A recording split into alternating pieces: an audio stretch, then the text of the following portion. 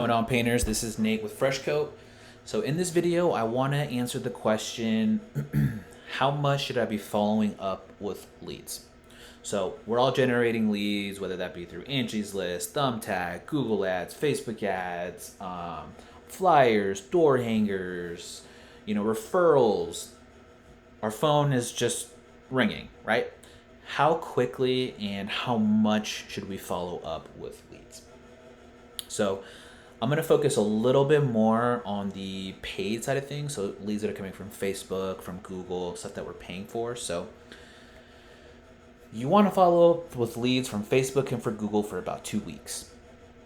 So how does that actually work, right? So what I'm showing you here is our follow-up sequence that we give to all of our painting companies that work with us here. So you can see it's pretty extensive, and this goes for 2 weeks.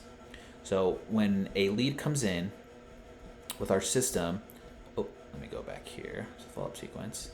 When a lead comes in, they automatically get an email and they get a text message notification. That goes out to the lead and to also my client to say, hey, you got a lead. So that comes in email and text message, and then the lead actually gets an email and says, hey, we got your information, and then they get a text like, hey, we got your information, we'll give you a call soon. Very simple, straightforward.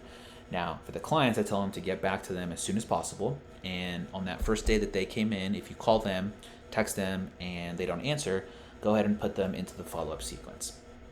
Now, the follow-up sequence, when they put them into that sequence, it waits a little bit, and then it sends them a text. And then if they reply, they will the system will send a response or an email to my client saying, hey, Bethany replied, here's what she replied with, give her a call. Now, we do it within the work hours as well, too, because we don't want to be texting people like at 8 o'clock at night or 10 o'clock at night. And then we also send reminders to the client to say, hey, this is the second day of this lead coming in, and we haven't got a hold of them, so give them a call. And then it'll wait a certain amount of hours. It'll send them a text. And you can see here kind of an example with a text. Hey, just want to make sure you got my message yesterday. Straightforward, non-salesy. We don't want to be coming off like, hey, thank you for requesting an estimate. We're super happy to get in contact with you. Please call us at the your nearest convenience. Like, all that stuff is just one ear out the other for clients. And so we follow up with this emails. Like, here's an example here. Hey, we try to reach you. Da da da da da. And we do that again, text message and email follow-ups for 2 weeks. Now, you'd be so surprised of how many responses we get from this sequence here. So everyone's busy, right? And during the day, someone may be at work and they're like, oh shoot, I need to get that painting project done. By next month, something's happening and we need to get that done, right? So they may reach out to a couple companies, one of them being your client. And then if you just call that first day, text, no response, like, it was a bad lead. Was it a bad lead though? Or do they just need to do a little bit more follow-up?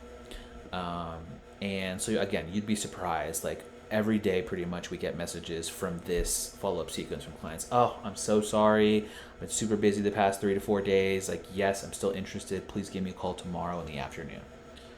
Boom. All of a sudden, this lead that you thought was trash or wasn't good is actually a good lead and wanted you to follow up with them.